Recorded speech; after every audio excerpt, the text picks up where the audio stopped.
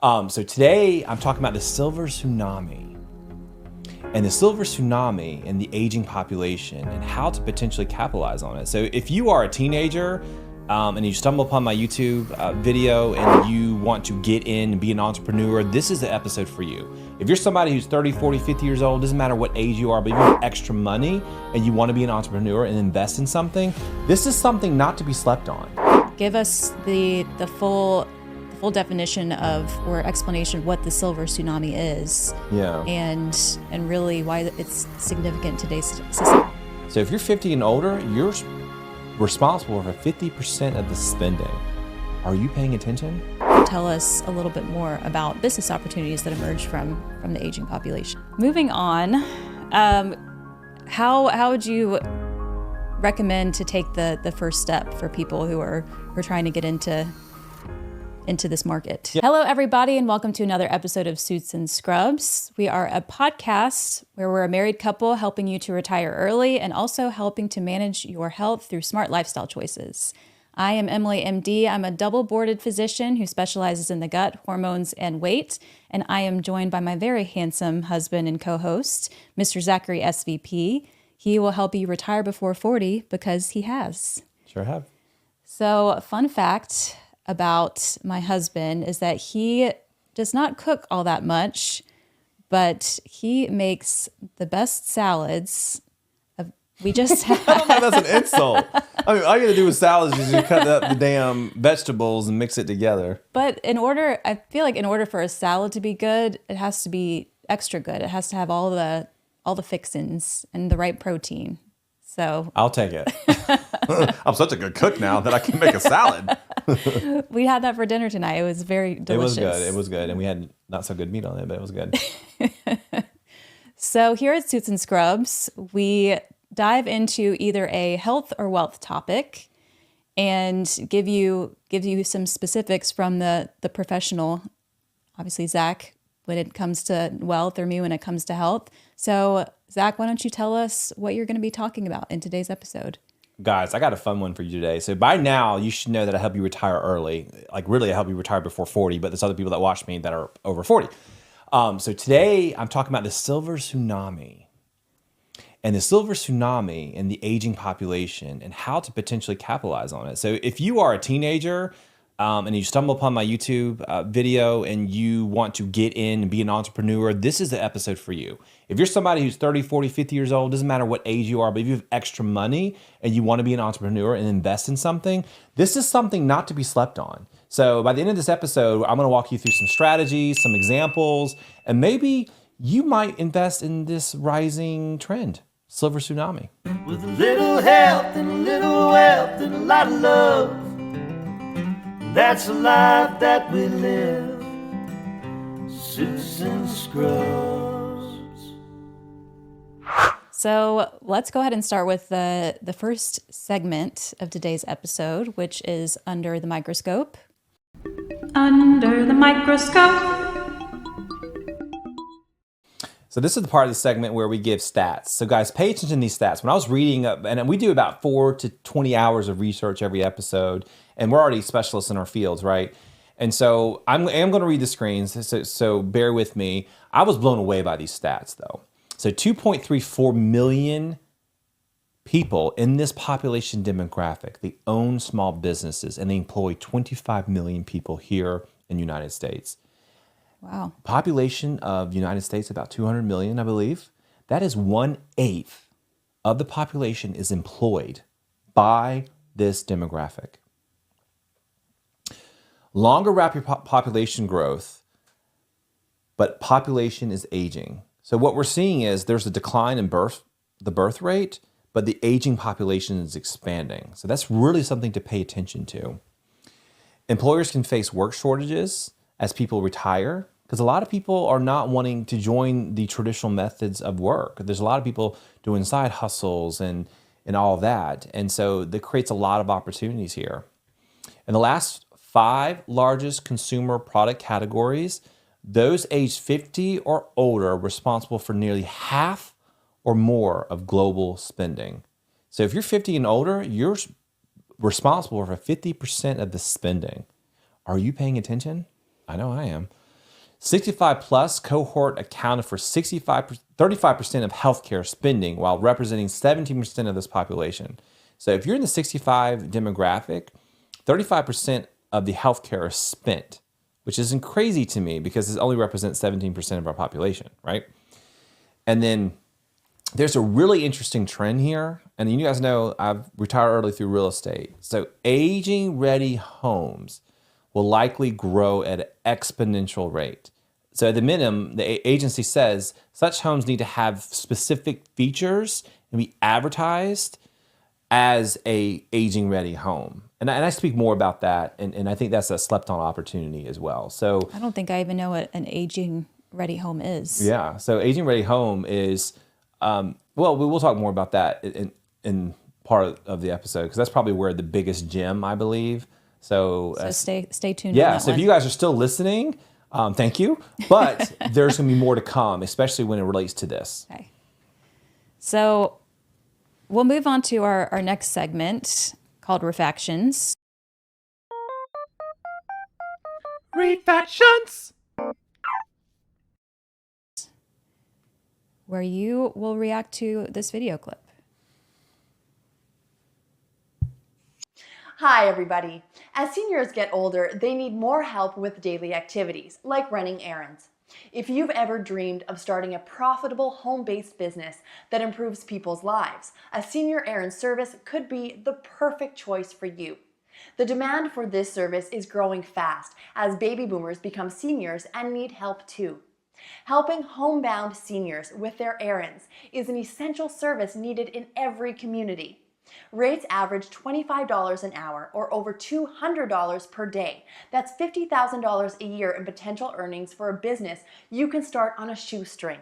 If you have a reliable car and a cell phone, you're almost there. You don't need business experience or special training, just common sense and the ability to stay organized. To learn more about starting your own senior errand service, visit seniorerrandservice.com. Thanks for watching. So my reaction to that, guys. So if I would do it all over again, especially where today's is, half of our youth, they want to be YouTubers, right? We explored that a bit, but this is what I would jump into. So number one is the aging population is increasing. Birth is declining, right? Mm-hmm. Number two is the aging population represents 50% of our spending. So these guys have money. And number three is the aging population is different, right? Reaching new volumes of customers now through social media marketing, search engine optimization, the internet, the websites. You got to be very smart now to get in front of customers. Where the aging population, you honestly could go to your local aging population community and volunteer and really understand what needs that they have. And if you're really good, they're going to tell their friend, and they're going to tell their friend, they're going to tell your friend, boom, a business. So there's two paths I would take if I started all over again, if I was talking to my 18-year-old self. Number one is, this is the path that I would choose, because first of all, I love old people. The second path is like video editing, social media marketing. You could just sit at home and publish, and manage someone's social media, and that need is needed. I still need someone like that, right? Yeah. But I'm leaning into the Silver Tsunami. So $200 a day. And honestly, I think you could probably jack up them rates. And if you are an entrepreneur watching this, and I'm really talking to my demographic who are the teenagers and, college and all that, but really anyone, this is where I would start. There's so much opportunity. You never know where you start and where you end, because that opportunity could evolve over time. And hell, you might have people working for you supporting the aging population, and you're helping people and feeling good about it.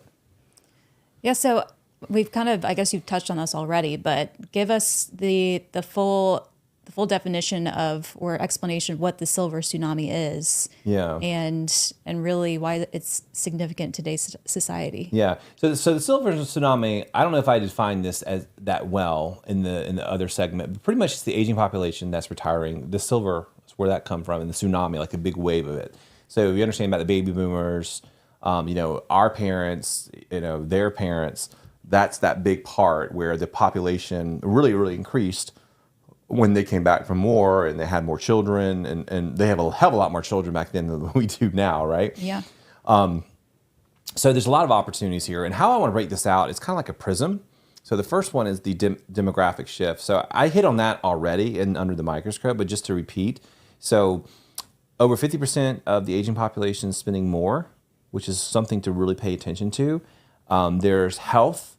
They represent 35% of the healthcare spending, and it's only 17% of our population. That's huge. And it makes a lot of sense. It does make a lot of sense Yeah. because as you get older, health complications happen, which again is an opportunity. I'm thinking of it as an entrepreneur. I'm thinking about retiring early. What would I do to retire early or not work for someone, right? The economic implications. So we got to understand exactly where the dollars are going, where the dollars are being spent. So that's definitely a factor to look into. The healthcare challenges.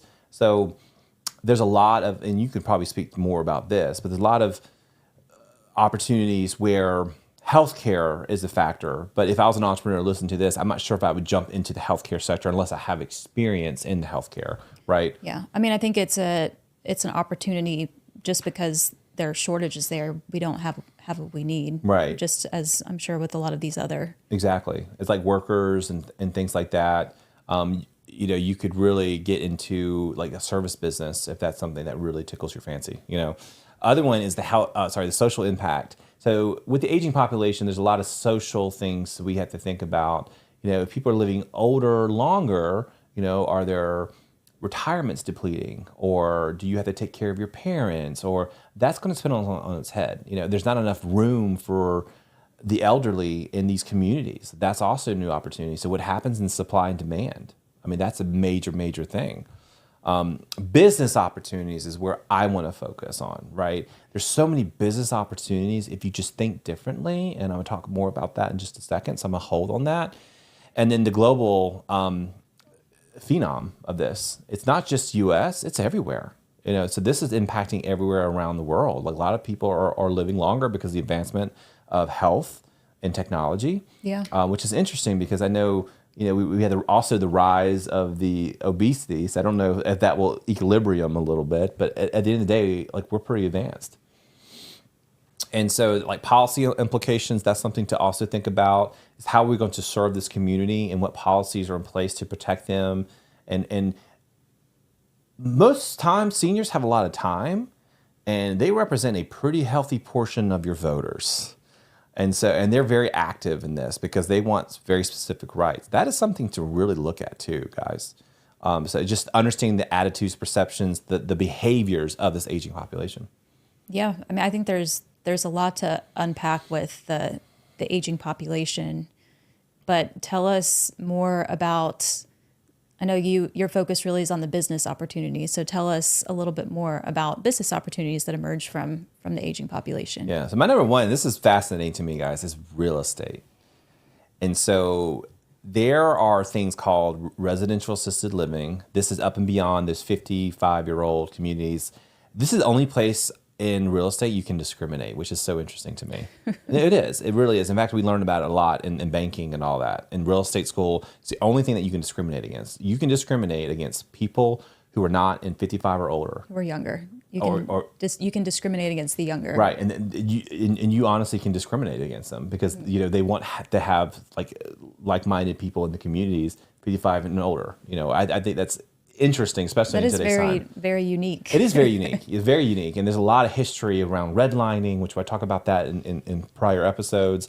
Reverse ageism? Yeah, it kind of is, but it makes sense, though. I think it does make sense. I don't want to go after that. Yeah.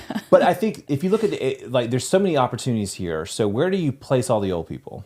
Where do you place the silver tsunami, the aging population, right? You put them in communities, whether it's covered by Medicaid or you pay out of pocket. These out of pocket communities can be they're $3,000 for crazy.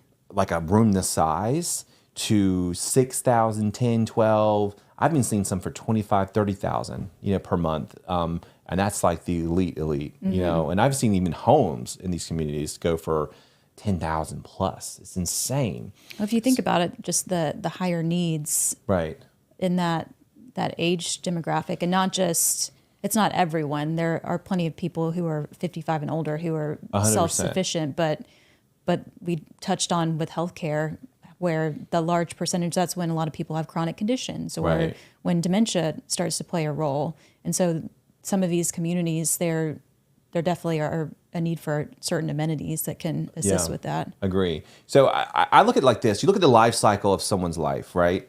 And that's the higher end. Like, in my opinion, as an entrepreneur, if you're listening to me, you're not listening to me for that. That's the very difficult, highly regulated, high capital. And then you have your 55 and older communities. And then you have something right in between. That's kind of the sweet spot. So this is my big gem for you guys. So there's things out there under regulation. I don't know the specific regulation, so you are going to have to do that specific research. You can make aging ready homes where you have very specific modifications to your real estate, where you can allow 55 or older live in these homes and pay a pretty high premium to live in these homes. And these modifications include like ramps, modifications to like counter space, how high everything is. I'm not saying cut all counter spaces. Every state is different. That's why I'm not going into specifics here. Probably very handicap accessible, or Handicap like grab accessible, bars and bathrooms. grab bars, 100%. But these slight modifications, I looked into it. They're not outrageously expensive. And you had to make sure you have good insurance if you're a landlord, because we're a sue happy organization. But I looked at it, and I've done some case study research on this, where let's say your market rent is $1,200 to $2,000. I know it's higher in many other places is here, but I've seen case studies where people were charging $4,000 to $5,000 for rent that either the government was paying for or they were paying for, based upon these modifications.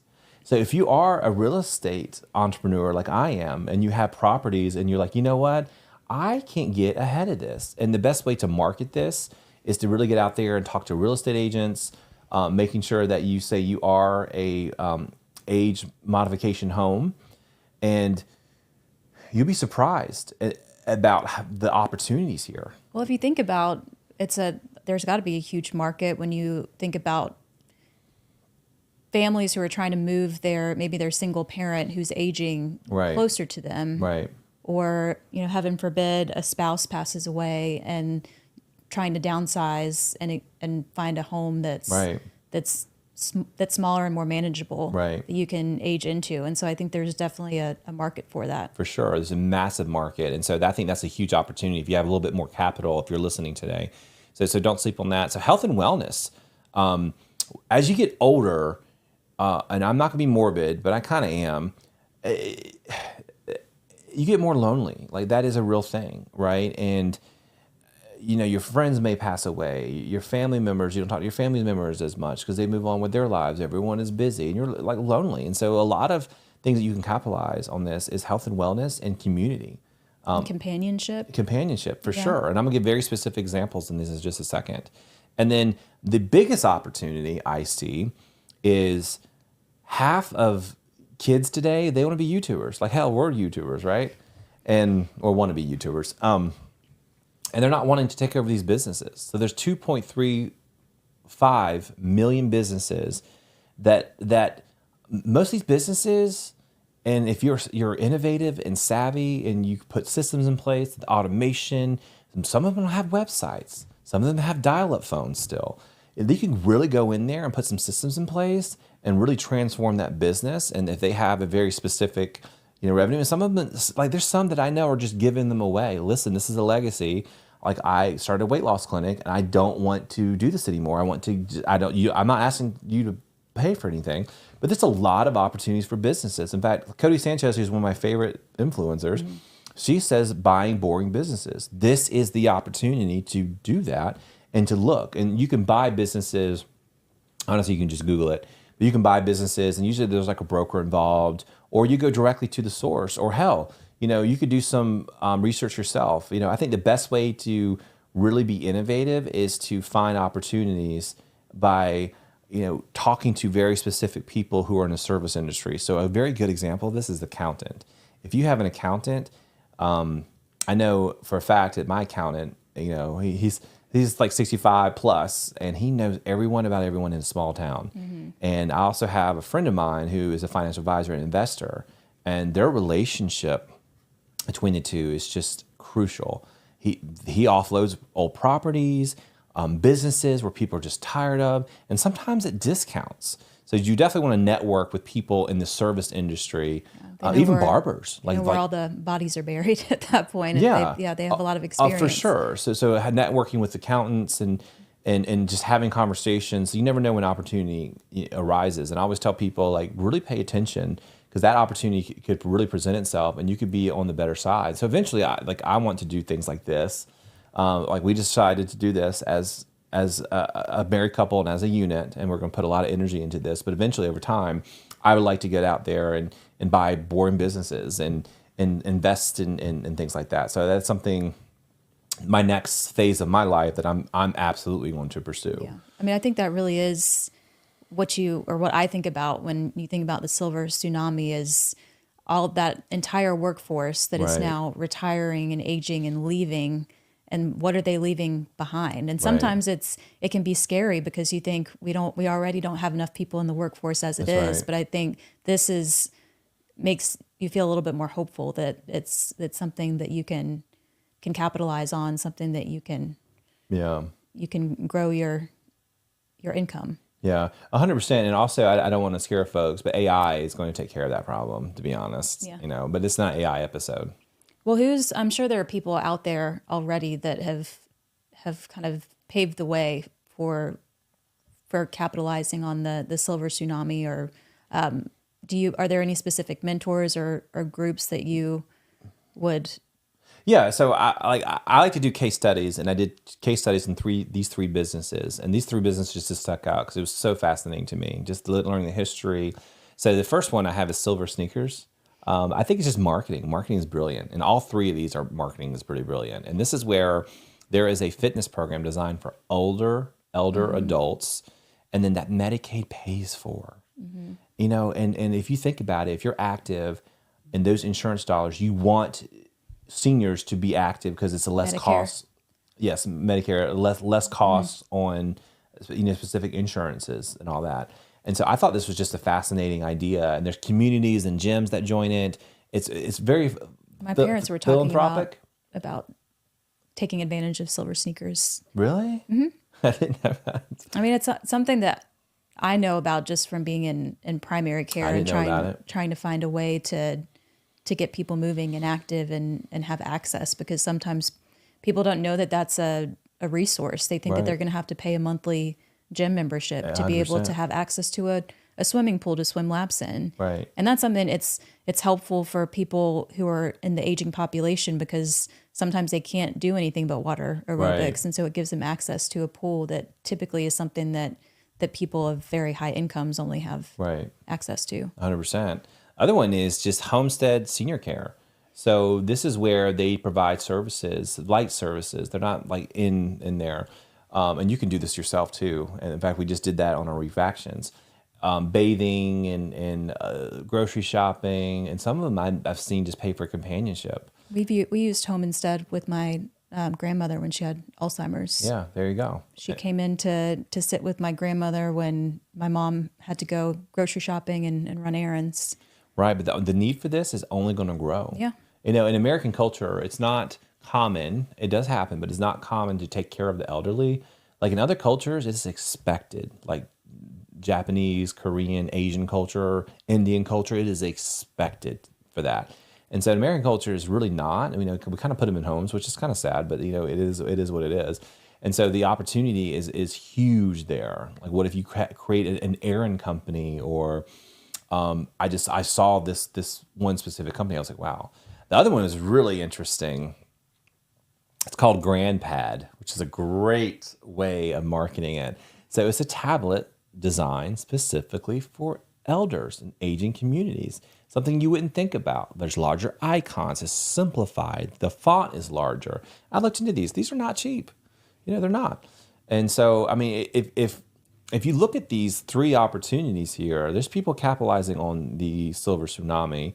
I think that if you're listening to this and you have a lot of capital, buy boring businesses. That's what I'm telling you in real estate. If you're listening to this and you don't have high income, there's an opportunity for you too.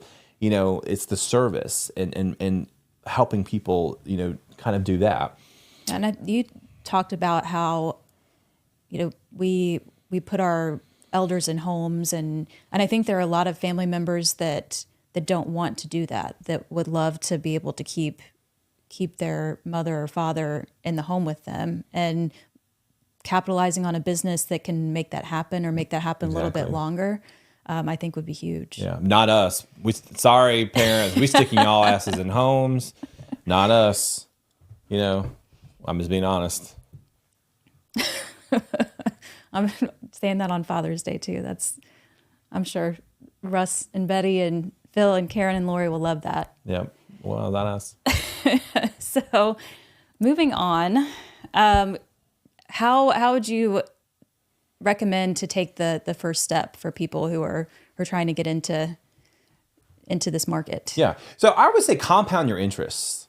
And then there's a very specific story I'm going to share, and it's really fascinating. It's so one of my first mentors, I was 19 years old, and we started a business together. I never forgot it. We had Mall of America as a customer.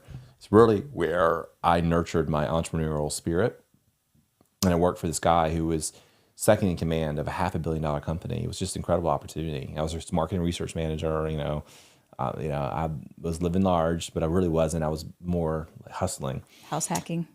Yeah, still house hacking. But I reconnected with him recently, and he wrote a book before, but he wrote another book, and it's so brilliant, and it's totally in his demographic. He's 70 now, I believe, but he wrote a book called AI for Seniors.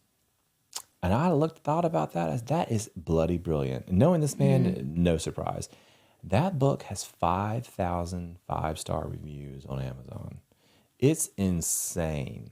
And a reason why I bring that up is if you compound your interests and apply it and put a different lens on it, like silver sneakers, grandpad, like that sort of thing. And whatever, if you're an entrepreneur listening to this, maybe you cater your product and services only specifically to that aging population. Number one is they're rich or they have higher disposable income. Number two is they have a lot more time, reaching that demographic, and then also marketing to them. It's a lot easier to do that, in my opinion, than it is to on the social media and trying to find that specific demographic, because you can just go to retirement homes, retirement communities. It really is. And the reason why I also know this is because I have a family member that actually works in these retirement homes, and just the widespread of if something is hot, they all want to do it. I'm serious, and it's almost like children. I hate to say it, but it is. And so that's what I recommend. I can't give specifics on that. Like for me, just using my example, so I will give specifics, is real estate. So what I would do is I would look at real estate, and where I was like, okay, if I spent $10,000 to make this aging modification, and instead of charging $2,000 a month, I'm gonna charge $5,000 a month for a $10,000 investment. Bingo! Or what I would also do was buy businesses. I wouldn't do the service model because I'm past that part of my life per se. But those are two specifics that I'm interested. I know real estate pretty well, and I also know automations and systems and SOPs and all that. So I would put my expertise in that. But if let's say you're a video editor or a filmographer. Maybe you find somebody who's really good at stories and they want to have a social media presence. Like that's a brilliant way to get into that, and then, like they're keep up with the Joneses in the elder community. They're going to look like, hey, so Joanne is doing that. Well, I want to do it too, and so it can spread like wildfire. Word of mouth is a powerful thing. 100%, especially in these communities. So where would you start to figure out what the needs are, or I guess the desires are of this demographic? Yeah, so I think marketing 101 is doing primary research. Go to your communities, spend time with them. Let's say that you have a grandparent or a father or mother in these retirement communities. Maybe if you're listening to me, you think differently anyway. So maybe next time you go through the motions of visiting your parents or going to the retirement community or going wherever, maybe you study like the opportunities and have a conversation and look for different things and look at the problem they have and try to solve their damn problem. That's something I would do. If I was a kid, like 18, teenager, 20s, that's exactly what I would do. And when I visit my grandparents, I'd be like, oh, okay. Or volunteering or things of that nature. If you really engage in these senior communities, you'd be surprised. Collaborate with healthcare professionals if that's the route that you want to go in. You can really empathize and empower. And what's interesting about serving this community, there's so much reward in it. There really is. There's so much reward in it because you can glean so much wisdom from someone. Like I have affinity for older people. I've always have. And I just sit back and listen to them, just the things that we've seen. Like my grandmother lived through, the Great Depression, or and the stock market crash, and the Spanish flu, I think, and like maybe not Spanish flu. Was that? Yeah, maybe she did. I don't know. But she would tell me these things politically. She grew up in the '70s. My dad's a '70s baby, right? And what a time to be alive then, right? We think now is crazy. Like that was a big revolution then. So I'm digressing a bit, but it really is can be empowering. And then creating it's the best stories and the best life wisdom. Yeah, it really they've is. lived. I mean, whenever you get older that you live through your experiences, and when you have the aging population, they can help you through some hard times. Yeah. Just sitting and talking to them. 100%. And the other one is the accessibility features, making sure things are accessible, like AI for seniors is brilliant. GrandPad is brilliant. So something that you love and you're doing today that the masses are doing, why not tweak it for the aging population? I'm just trying to get people to think differently because we don't really, I hate to say it, maybe because it's my age, but we don't really pay attention to that demographic when we think about products and services and businesses, not to the level like, of other things, but it's definitely something to really pay attention to, especially if you look at the numbers, how much they're spending, and it's the aging population that's one of the bigger problems versus the birth decline. Yeah, so I mean, you've mentioned some of it, how fulfilling it can be. Like, what are outside of the financial benefits? What are some other benefits from kind of capitalizing on that? Yeah, I think personal gratification. Like, how crazy would it be if you solve a problem for seniors? These are the people, these are the legacy, these are what they built, the remnants of the country and things behind, and what joy it is to be alive now, to have the internet, to be a part of the AI revolution and just being living in that moment. But really focusing on all it's taken to build to this point and building on that legacy and helping that community live a more fulfilling life. They have damn well deserve it, in my opinion. So that I can't say that enough. Again, I have affinity for older people, so I don't know if everyone can resonate with that, but I really, really resonate with that. It's just, I think that's so power and fulfilling. Innovation. If you focus on innovation on today's society, there's a major gap. Now my grandma's the exception. She was 95, I think, when she passed away. Almost 100 years old, and my other grandparents are just as old, so I'm gonna outlive you, honey. I'm just kidding. I'm just kidding. But check this out. There's such a huge gap between today's technology and the aging population with the iPhones and the AI and all of that. It's a huge gap. So being innovative and serving that community, like that could be huge. And then the social impact. Yeah, I mean, I think it's also important to make note that that the intent behind it is what's most important, because I think way too many companies and way too many people try to take advantage of the aging population. That is not what I'm saying. By pulling a fast one on them or using that lack of knowledge about technology to take advantage. And I think that's obviously not what we're saying. We're saying Right. how do we combat this problem of the aging population, but how do we make it beneficial for everyone? Yeah. So I wouldn't necessarily go there, but if you are listening to that for an intent, cut it off, because I ain't here for you guys. But there is a lot of elder abuse. You learn a lot about that, especially since I was customer facing. I worked in every aspect of financial services, and so that was something that I did actually find quite a bit. In fact, there was a very popular viral reel where this woman in Brazil took her dead uncle, great uncle, into the bank and tried to get him to sign paper for a loan, and he was dead.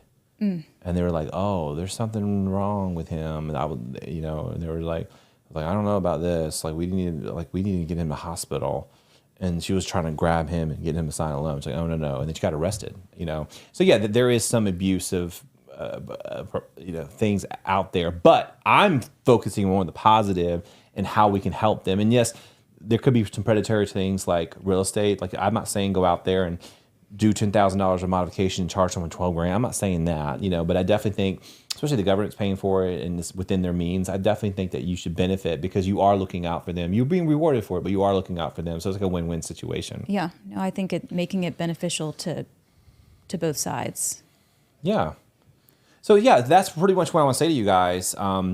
Don't sleep on the Silver Tsunami. So maybe you are designing a product and service. Maybe you are getting real estate. Maybe you are focusing on a media company.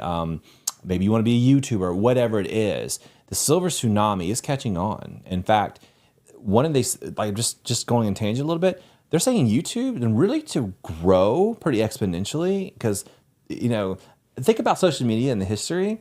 We all had Facebook. That's my generation. That's our generation. You had to have a college email to be on Facebook. It was MySpace, but that died out. And then my sister came up. My sister's a good 10 years younger than me. She was all on Instagram and Snapchat. I'm like, whatever, And then I got on Instagram and Snapchat. Then she got on TikTok. And then I haven't been on TikTok, and now I'm on TikTok. And so same thing with elders. They're a little bit behind us, right? And so a lot of them catching on to YouTube. Your dad's talking about YouTube. Yeah, I mean, he uses it for informational videos and 100%. Tutorials. Yeah, 100%. And there's other things out there in the YouTube game. If that's something you are interested in, and the reason why I hit on that is because I have a very strong population that watched me in that. So when I'm talking to you guys that are in that demographic, that are very savvy with phones and TikTok and the video editing and media company, like that's where they want to go. Mm-hmm. And maybe look at that from a senior perspective. They have high disposable income.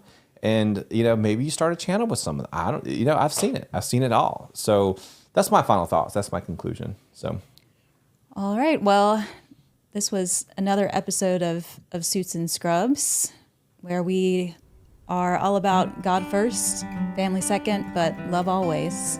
Health and wealth. Until next time. Bye, guys.